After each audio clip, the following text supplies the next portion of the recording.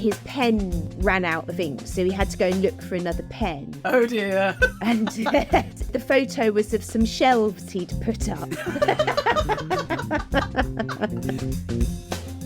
And every week I used to have to come out and sit here and write. And I can't have music on. And of course, once I got into it, it was fine. But I feel like it's going to be boring. And it was the thought of it that was the problem, not the actual thing.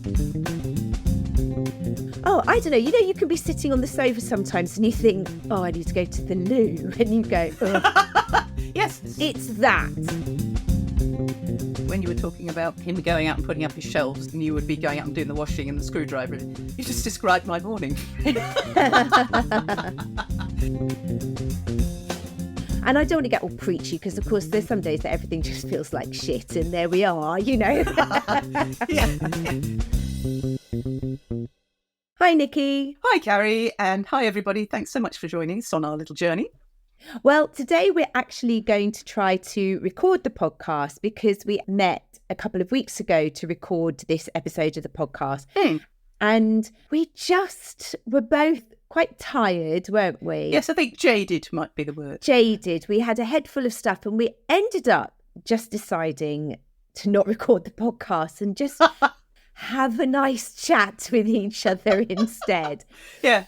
But it led us into that sort of thinking about, I mean, that was just sort of tiredness rather than an ADHD thing. But it led us into that thinking about how many things we plan to do, but you end up doing something else instead. And that is a very ADHD thing. I think actually it was kind of ADHD in a way, because doing this is lovely and it's fun and everything, but it's also a pressure. I'll come to that in a second perhaps, but it's sort of a should. And we just took the decision that we've got one already recorded ahead of ourselves slightly. So does it matter? Should we just take the pressure off today and just be? And that's what we did. And it was lovely, wasn't it? It was. I can't remember what we talked about, but it didn't really matter. No, absolutely no idea at all. It was. I think we both just needed that space and time to just relax and be. Yes. And like you say, not have to think about the conversation and talk about things that we wouldn't talk on this podcast anyway. Oh, yes. Yeah, well, no. And also I would like to say that obviously it was littered with horrible silences where nobody was saying anything. So here we are today. And we thought actually that it would be a good topic to talk about. You know, you set out to do one thing. I don't know about you, Nicky, but I have so many clients who will say, oh, well, you know, I try and do myself a to-do list and I try to do this, but I just don't stick to it. Or I end up doing lots of other things instead. Absolutely. What's your experience of that? Well, firstly, I'd like a disclaimer here. So firstly, if I sound a bit gruff today, it's because I've been having a lovely bout of COVID. And this ties in with what we're talking about today, I've realised, because I've had, it's not as strong as anxiety, but the episode that's going out over the weekend, this weekend coming, is very late by my definition. And we're sort of 2 or 3 weeks normally, and that's fine. And we're all ADHDers, so as you say, nobody cares. Yeah. Will they even notice? Will anybody ever notice? Because, you know, we're all ADHD and do we care about timing? But this one feels a bit late. And I've had COVID. You know, it's fine. It's perfectly fine. And I know you think it's perfectly fine. But I've had this kind of, we're slightly back to the motor, but it's also a should and a pressure and and I've got a perfectly good reason, let alone an excuse. But I still feel that. Yeah. It's not anxiety, it's not that strong, but there's a discomfort there about not doing what I should have done or think I should have done or something like that. So that, I guess that's one element of that. I plan to do this, but I'm doing something else. And in fact, I'm the same if ever I can't do something because I'm ill. I find that really difficult. Really, really difficult. I don't know whether it comes for me in this. I kind of like being like a superhuman. I think of myself as... Yes, you're Wonder Woman. Absolutely. But I think because I'm fortunate that I'm generally very, very fit and healthy, you know, I can't think the last time I was ill or, I don't know, had to take time off work or something like that. So I pride myself on almost feeling like a superhuman with superpowers and I can always do something. So if ever I have a plan and I can't do it because I'm genuinely unwell, it really I say this word, it's a strong word, but it is how it makes me feel. It distresses me to be less than fully capable of doing everything. Yes. So I think it's worth noting that, because we're going to go on to talk about other sorts of not doing things for other reasons. But illness is a legitimate one. But I wonder if our listeners or other people, with ADHD find that. We both sort of said, that feeling ill, we're both really uncomfortable with it. Yeah. Well, I have bouts of being ill, though I'm pretty well for somebody with a chronic condition. But it's just frustration. It's because we always have as ADHDers and the way our minds work, we have such stuffed lives, so much going on, overstuffed, you might say, and we're interested in so many things and we want to do so many things and things spark us. Not every single person and not all the time, but as a rule. And I see this in my clients too. And we're all, want to do that. And we've got our plans. And this does tie in exactly with what we're talking about today. We've got these plans and we want to, I can do that then. And I can do this and then I can do that. And we may not always plan brilliantly, but we know we've got an idea in our mind what we want to get done. And when we can't do it, it's like, I mean, if it's winter, if it's December and you've got a cold and you've got an excuse to sit there and watch the telly with your feet up with a glass of scotch, that's not so bad in a way. But in the summer, somehow it seems worse because you've got all these lovely daylight hours and you've got all these things you want to do, like the podcast editing or whatever in my case. And it's just, I just knew there was no point in me even going there because my brain was full of COVID and I just couldn't get on. And it's just that sense of being thwarted. It's interesting picking up on what you just said about, we have all these things we want to do. I would say that that's one end of the ADHD experience. But the other end of that, I think, is that paralysis that can come when you kind of had no ideas of what you want to get on and do. And I know I've had both extremes in my life. These days, I'm definitely at the let's have a plan, let's have a list, let's crack on, let's do things. But if I don't have that list, and that was my early experience of my life, much younger me, I kind of didn't get on and do anything because I never started anything. And we've talked about this quite a lot, that sort of paralysis. So I think I just felt I wanted to say that because it needs acknowledging that for some people, getting on with anything is really, really challenging. Yeah, you're absolutely right. And I see that. It's not something I have. I think the last time I was bored, I was about 14. No, 12. And boredom is a big fear, and it's probably why I stuff everything in, because I have this fear of boredom, that horrible feeling. Sunday afternoonitis, I used to call it when I was a teenager, where it's all dead and nothing's happening. And I can see in my clients, sometimes they do know what they want to do, but they just don't get on and do them. Or they really don't know what to do. One particular client, she didn't know what to do with her weekends. And at the end of each weekend, she'd feel really fed up. Whereas during the week, there was a structure. So this is back to your wonderful scaffolding. And it's helping people find their own structure that works for them. But no, you're absolutely right. For many ADHDers, there is that either or, extremes, polarities. Yeah, just going to bed, just lying in bed. I mean, it's interesting, that client of yours with the sort of not knowing what to do with weekends. And I mean, my weekends from being a teenager and in my early 20s were exclusively party Friday and Saturday evenings. And so Saturday daytimes and Sunday daytimes were just recovery. It was literally just sleep it all off, take paracetamol, hangover, recovery time, go out again. And it's all changed. Yes. And that's very much not my life now.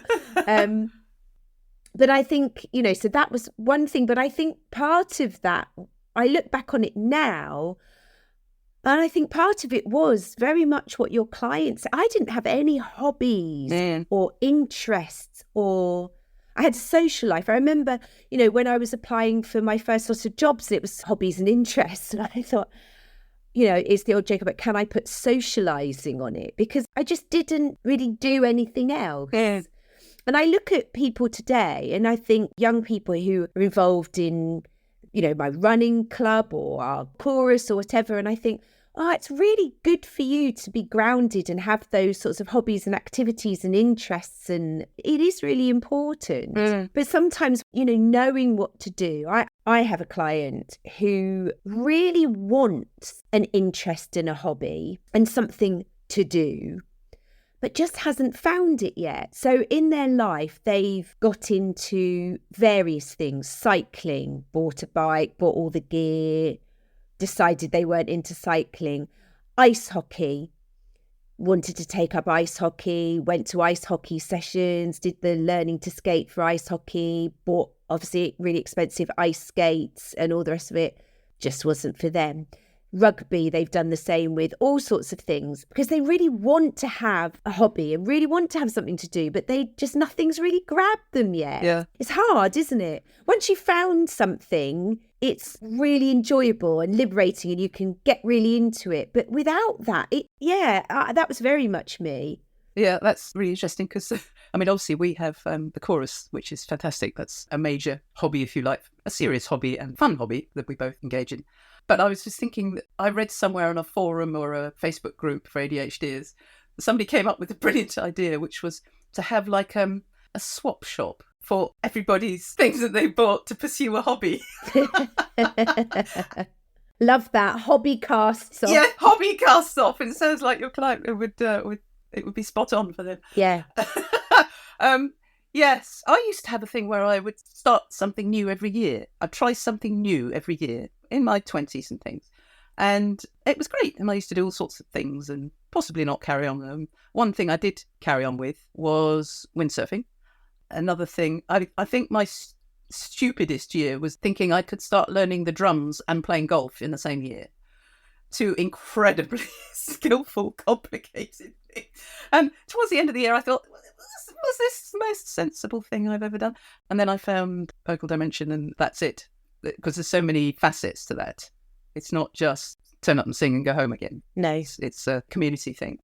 So you were saying about your clients. Yeah, so I have thinking of a couple of clients at the moment, but it's probably something that underlies with a lot of clients, this having a list of things that they, and here's the word again, should or need to. I don't know, does work fit into should? It probably does and it doesn't simultaneously. So in coaching, we often talk about should as being a sign that it's not your agenda. It's somebody else's agenda, don't we, Nicky? Yeah. Yes, whose voice is it saying that? Yes. Yeah, but work, I guess, it sort of blurs the line a bit, doesn't it?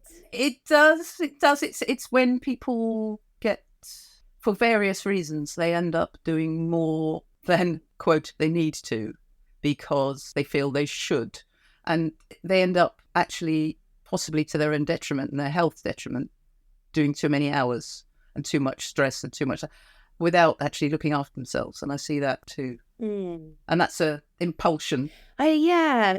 I think that is an element of should with regards to work. I think I've probably said should, certainly when I was still in schools. Oh, I should really write this report, meaning I have this report to write and probably the best use of my time would be doing this. So it's different should to it's somebody else's agenda. It is something I have to do and it probably would be the best use of my time, but I just really don't want to do it, which is different, isn't it? It's different sort of should. Yes. Of course, it comes under that lovely favourite ADHD topic, paperwork. Yeah. My favourite. Yeah. Paperwork is, and for both of us, we're both self-employed. There is an element of marketing or advertising or networking or whatever that is an essential part of our job, but possibly fits under a should for us both because we'd rather just be working with clients all the time. Yes, exactly. Well, it was a bit like when I was doing my course and my mum died near the beginning of it. So I had some, if you like, legitimate reasons not to get on with my paperwork. So I just did the coaching because that was the easy bit for me. That was the fun. It's challenging. It's all those other things, but it was the easy bit for me. Whereas I had a good excuse not to get on with the paperwork and I already had people booked in for the coaching. So that's what I did. And then, of course, I had a backlog once I got through my mum's funeral and part of the executoring, which went on for a year. And so that was a should that was sort of in the background, and I knew it was there, and I was kind of uncharacteristically sticking my head in the sand and just just ignoring it. And then, of course, I had to go back and do it all. But, that's where the buddy thing came in, just as an aside. A buddy of mine and I, we had homework club, and we used to sit and do 50 minutes chat and then 10 minutes on our homework, as in our paperwork. And then, of course, carry on and do it. Yeah. Once that started, it's the transition. But this is a whole thing now, body doubling. Oh, totally. It's so good. Yeah. My accounts are up to date for the first time in my life. And is that because of body doubling? Yes. Yeah. Because actually, it's one of my clients. Yeah. And she was saying about her accounts looming and not getting done. And I said, well, mine are a bit behind as well. So we just used accountability with each other and sent each other WhatsApps. And we didn't actually do it together, but we did it in conjunction. Whereas other people I do stuff with paperwork and so on, we do it in an actual Zoom session. So we just have the window open. Just unmute. Yeah. So just for people who may not have heard of that saying before, that's what body doubling is. Yeah. It's about accountability, but it's more than just accountability. It's company. It is. It's company. It's that feeling of being supported. It makes it an appointment that will happen. Yes, rather than it just being shoved down the pecking order by other things that are more pulling for whatever reason. Yeah. So I was talking to a lady this week, and she's a virtual assistant and she works with a lot of neurodivergent people. Yeah. And she said a lot of her work is body doubling, that she said people just book in because they've got a report to write or they've got those sorts of things to do. They book in an hour or so with her, that she will spend the time at the beginning just planning it out with them and talking through it. And then she sits there with the tab open while they do it, but they are asking her questions and she's there to give that feedback and that connection. Yeah. And the bouncing off. Yeah. The bouncing off thing. Yeah. Well, because a lot of my clients are in the creative sphere, I know NC well from when I was at college. I was in a very small group that should have been about 20 people. And there were only 5 of us, and 3 of those weren't there most of the time. So we ended up being with the year below, when we were in the 4th year of my degree, we ended up with the 3rd years to give us somebody to bounce off, because as a graphic designer, you need that, especially when you're a young designer, you need that ability to bounce off other people and to know that they're there. I think there's also an element of co-regulation of your emotions. If somebody's just sitting there with you, it's a bit like if you need a hug, that physical touch. This is extending it slightly, but that physical touch when you need a hug, your oxytocin starts to flow, your whole body calms down. It's somatic regulation. I know it's on Zoom, but it has a similar effect, I think.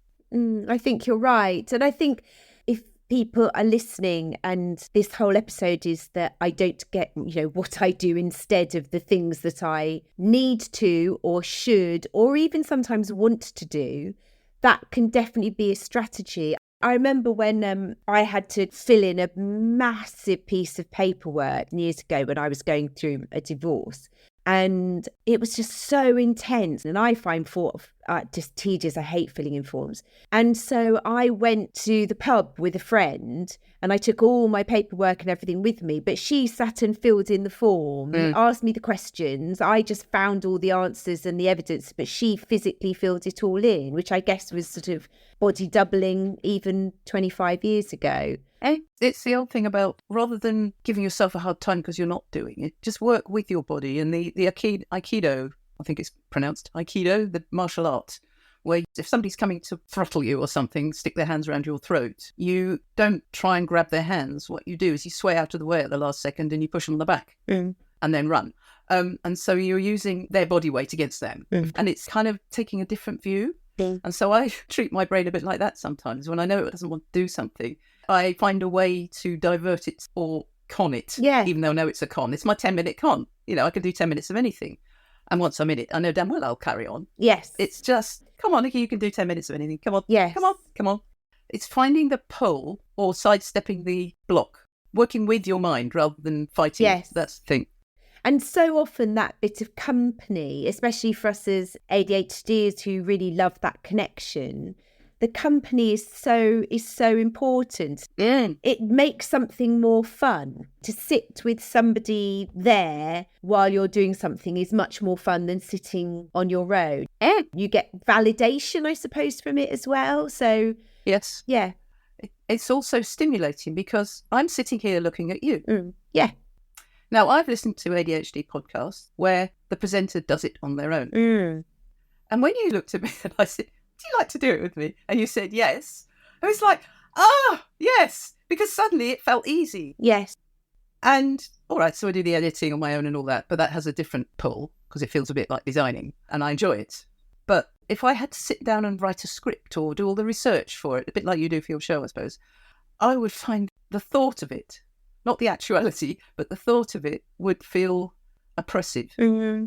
Whereas I'm meeting you here. It's lovely. Yeah.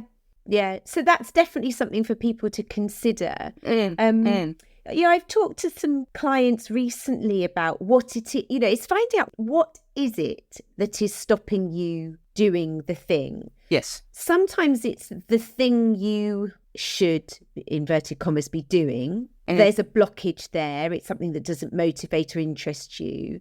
Sometimes it's that the distraction, you do want to do the thing, but I mean, the butterfly effect, we all joke about, but the sort of, oh, shiny, and off you go. And yes, Squirrel. I saw a post on LinkedIn the other day from this guy who has ADHD, and he was saying about how he was working on a paper or something, and then his pen ran out of ink, so he had to go and look for another pen. Oh dear. And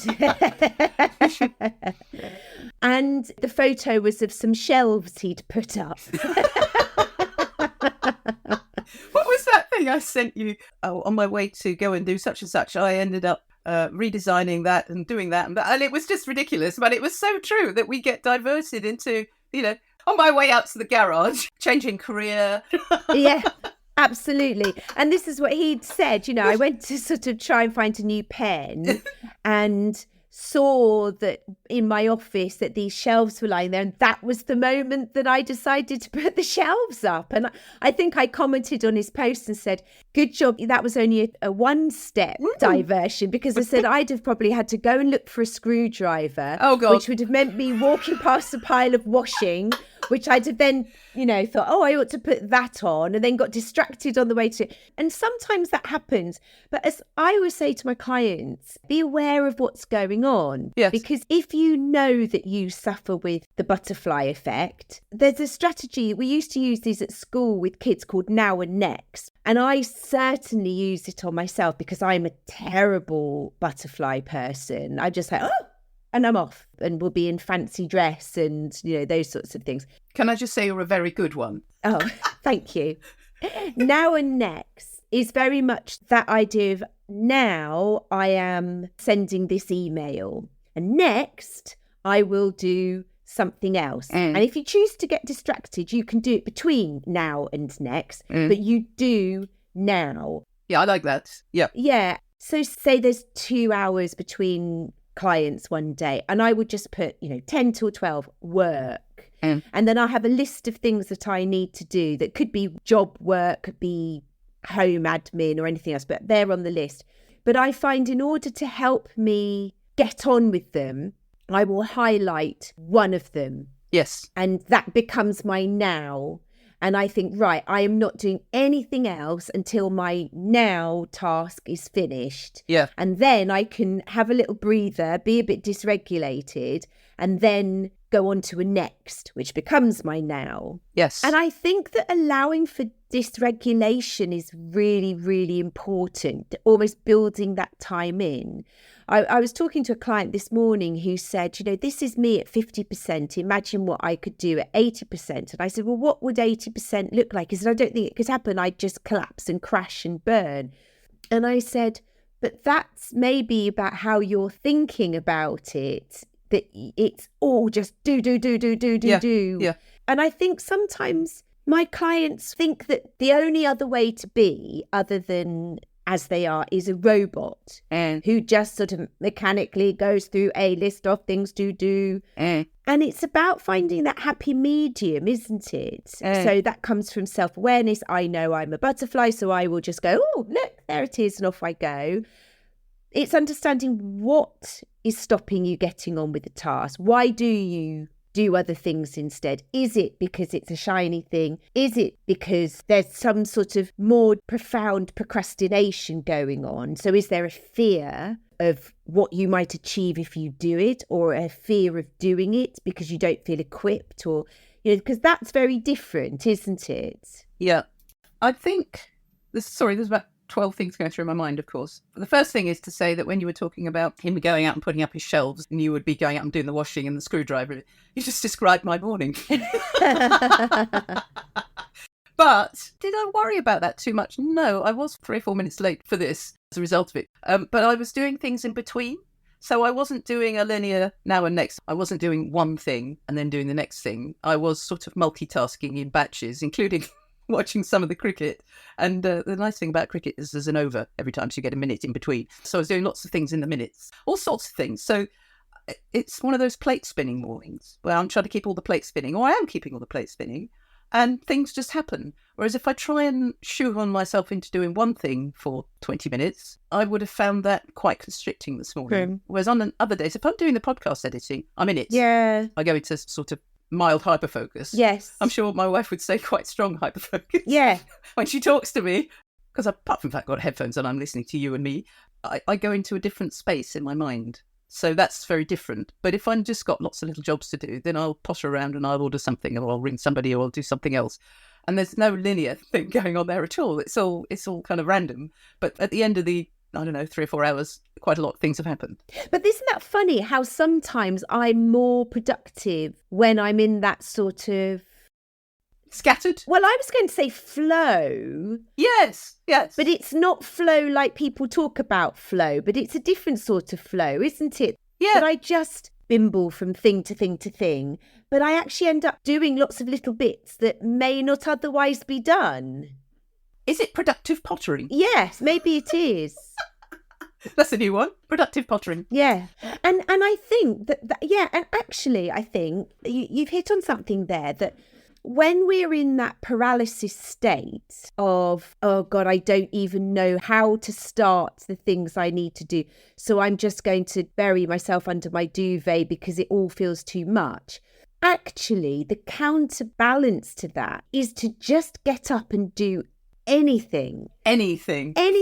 Get up and go and get yourself a glass of water. Yep. Move. Yes, because in the getting up and going to find a glass of water, you will get to the kitchen and probably look around and see something that you could do or might need doing, and you can think, oh, I'll run a sink of water and put some of that washing up in. Find something. Even if that's as far as you get, you've kick-started yourself a bit. Yes, absolutely. It's overriding the brain with action, which is almost the flip side when we go chasing shiny things. Yes, and we're hugely motivated and we're going at 90 million miles an hour. Yes. Oh, just on a practical note, the to-do list thing, I read this somewhere, and actually I've talked to some of my clients about it, and it does seem to help. It's one of my American clients found this incredibly helpful. Is that she had, I think we talked about this before, she had 17 things on her to-do list for that the day before, and not surprisingly hadn't done them, and some of them were quite big. And so she now has a brain dump page in her book where she just writes down everything that she could possibly think of, that she's thought about when she woke up this morning or whatever. And then she picks 3 small things and she does those. And then she picks 3 more small things and she does those. And that's all she has to do all day. And when people get stuck, and it's quite often these days to do with things on a computer. So if their laptop's sitting there and I just say, what's the first thing that you could do towards this? And they go into big complicated stuff. And I say, no, what's the first thing? And it's open my laptop or open a window on my laptop. And quite often it's because they think they can't remember. This comes up quite often. They can't remember their login for a particular website or something they want to do. Surely everyone has my top secret book of passwords list. I've got a very cryptic thing that I've tried to explain to my wife several times in case anything ever happens to me. She still goes, I have no idea what you're talking about. But well, mine are literally written at the back of my diary with the name of the thing and the password. Oh, that works well. But I've actually, on occasion, said, is your laptop open now? Obviously, it is because they're looking at it and looking at me on it. And I say, so what would happen if you opened a window? It's one of those funny ones in coaching because in some ways you're not supposed to do this, but it's incredibly helpful because on numerous occasions, they've been putting off something for months. And they open the window and I say, well, what would happen if you tried the most obvious login? And it works. And I said, so that was how long? 31 seconds. And we have a laugh about it usually. I'm laughing because, but for the grace of God, I'm doing the same thing sometimes. And it's like, there's a barrier and it's a perception. It's not the actual real barrier. It's what I think is the barrier, or I'm afraid I won't be able to remember it, so I don't even want to try kind of thing. I think you're right. Absolutely. And I think that's something else that I hadn't really, when we were talking about reasons why we don't do things, that barrier is a really good one. And sometimes it's a practical one like that, but it becomes an emotional one, doesn't it? Oh, absolutely. Yeah. I always think procrastination is an aversion to an emotion that we think we're going to feel because of X, Y, Z. So if we've got a project to do or a report to write, I used to get this when I was writing about healthcare, and I was being paid to research in inverted commas, so I'm researching other people's research, and write emails for their clients. They're trying to sell products at the end of the day, but it's information. And I'm good at writing. I've been paid to write by global organisations. I can do it. But I think I have an aversion to double history on a Thursday morning with my best friend. We'd sit there at school at the A-levels and have to write solidly for various reasons I won't go into, to do with poor teaching. And I think that's where it all comes from. I feel like it's going to be boring. And for 2.5 years, I did these things once a week. And every week I used to have to, it was the beginning of the 10-minute con, because I knew I'd have to come out and sit here and write. And I can't have music on. I need to have quiet for writing. And it's a subject I'm really interested in. And of course, once I got into it, it was fine. But it was the thought of it that was the problem, not the actual thing.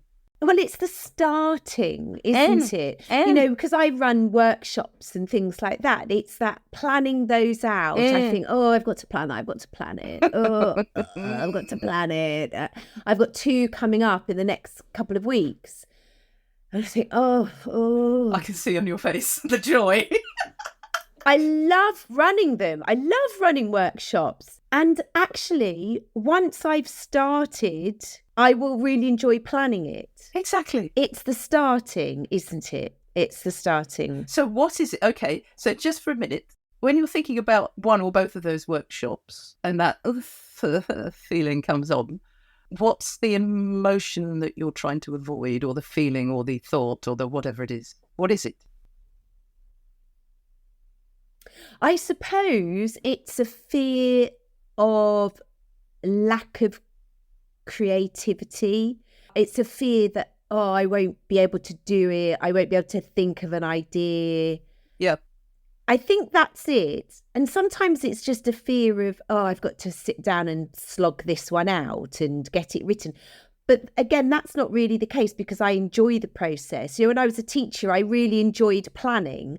But sometimes you would sit there at the beginning of a topic, you'd have to plan it out for half a term, and you just think, I tell you what it is, actually. It's one of the things I've always really liked doing is forming a structure out of chaos.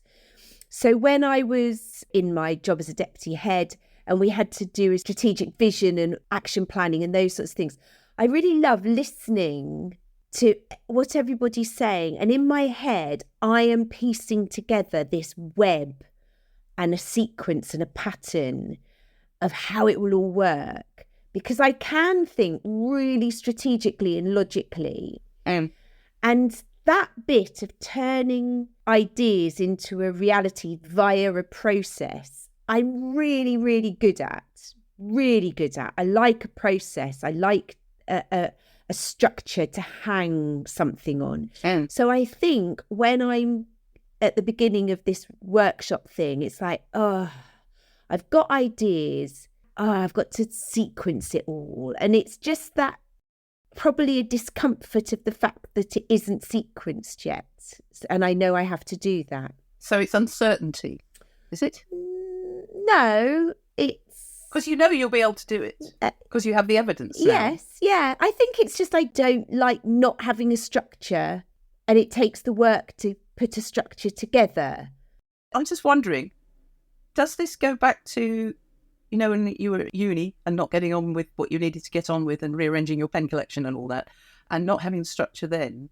Because it sounds, and I have the same thing going on in a different way, it sounds like it's an old emotion, an old program, an old emotion that's coming up from a previous time that's not relevant now, but it's still coming up as a inhibition. I don't think it is, because it's not an emotional response. I don't consciously think, will I be able to do this? You looked very emotional just now when you thought about the enormity. Oh, but no, it's not emotion. It's just it's a slog. It's just, I've got to pin it down. Is that not an emotion? No, because to me, an emotion is just...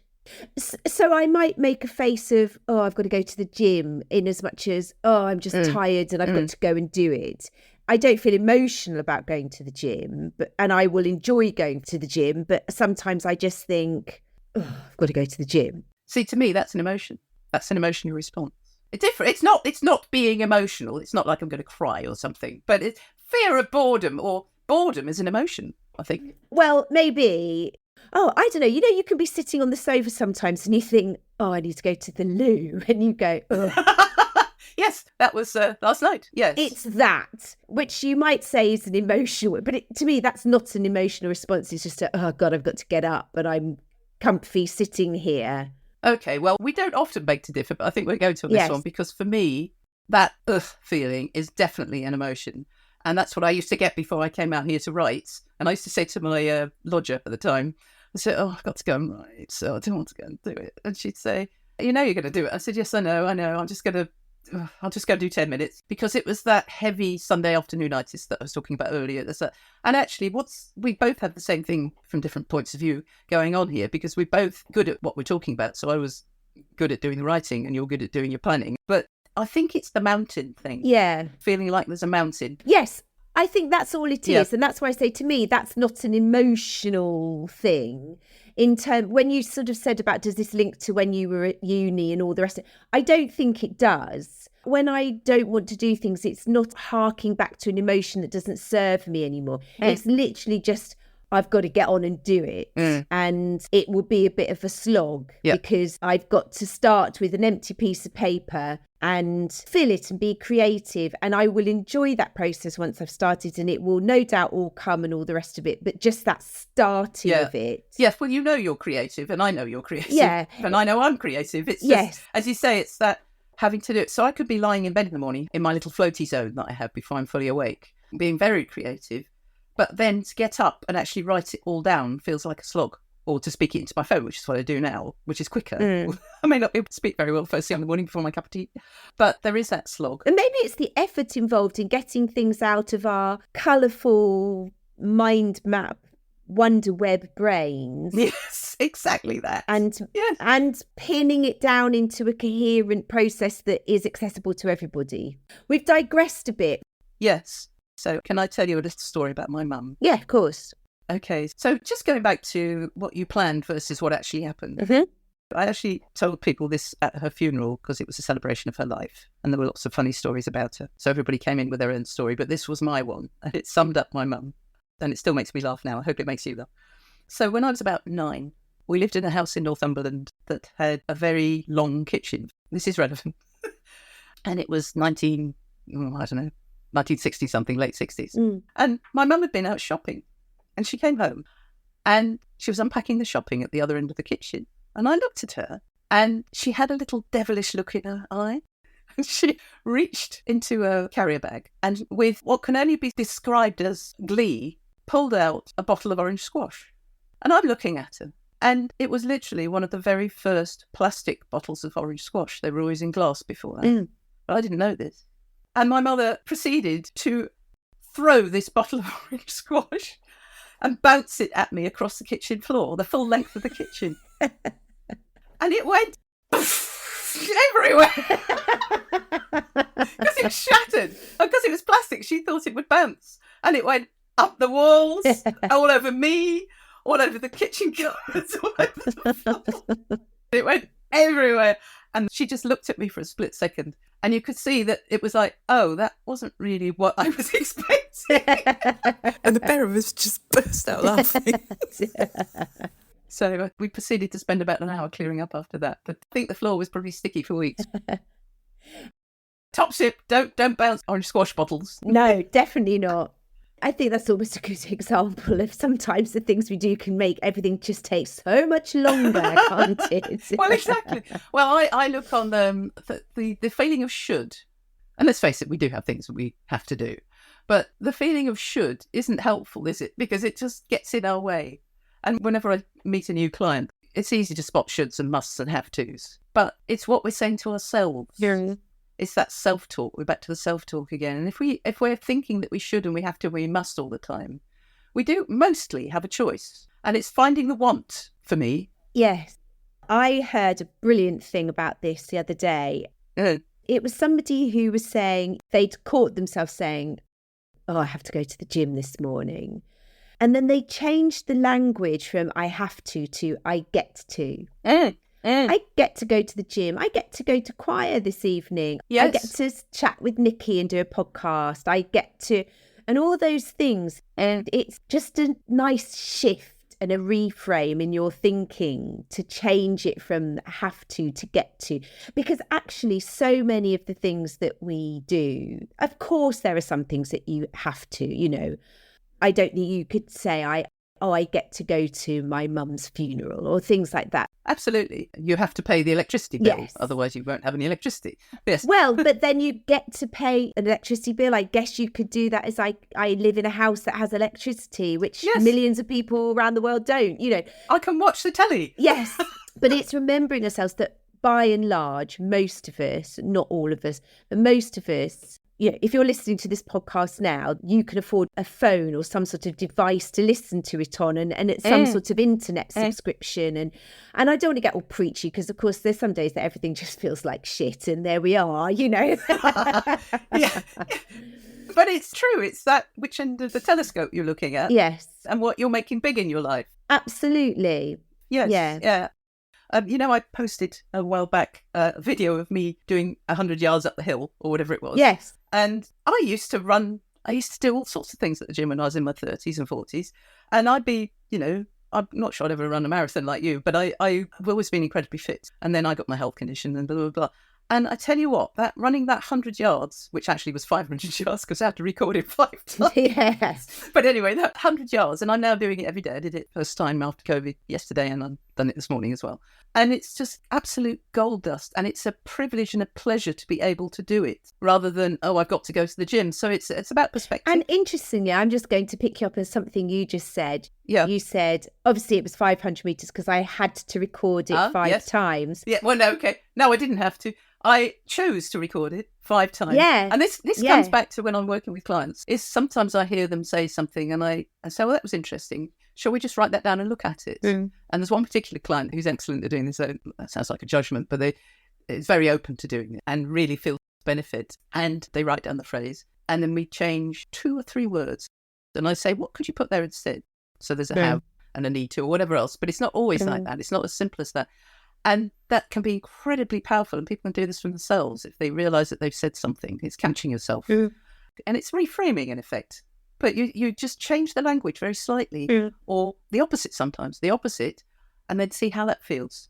And literally writing it down and crossing out the words and putting something else out. So I can't do X, Y, Z. I haven't been able to do X, Y, Z yet. Or I'm learning to rather than I can't or whatever. And it sounds possibly a bit groany and a bit coachy, but it can be so powerful, especially when it's written down. And actually, I think handwritten rather than typed. Absolutely. Because there's something physical about it. Yeah, definitely. And you saying then, you know, I had to record it 5 times. You just sort of said, oh, no, well, I chose to. And I think that can actually be another reason why people don't get on to doing the things they want to do and end up doing something different instead, because some perfectionism kicks in, a sort of, you know, I don't know whether you planned to do your recording or you ran up the hill and thought, oh, I want to record about that. That was exactly it, the latter. Yeah. So your plan was not to do it. You planned to go home. Instead, you decided to do 5 recordings of a podcast. Yes, or a reel. Yeah. A reel, sorry. Part of it was you deciding, oh, this would be an interesting thing to do. But then it went into, and now I've got to do it really well and get it right. Well, actually, no, it's because I didn't say what I wanted to say. And I realised as I was going along, I was refining what I was. And by the time I got to the 5th one, and I did actually use the last one rather than the first one or the 3rd one, it was as I was going, because it was shooting from the hip. And it was in a really positive way, quite emotional for me, because I felt free in a way that I haven't felt for years. And I was pushing through. It wasn't so much the way it came out on the reel was that it sounded like I was feeling amazing because I pushed through the fear. And actually, I was just feeling amazing in my body. I think many ADHDers have this thing that I have, the same thing, is that we love using our bodies. I see it in you too. So even if I don't feel like going for a walk, by the time I'm halfway up the hill, I'm feeling so much better. Yeah. And that running was, I've never been a runner. I'm not a runner like you are now, but I love that feeling of my body doing stuff, whether it's dancing or running or anything. And so I felt free and like me. Yeah. That was the thing. Yeah. It's wonderful. Yeah.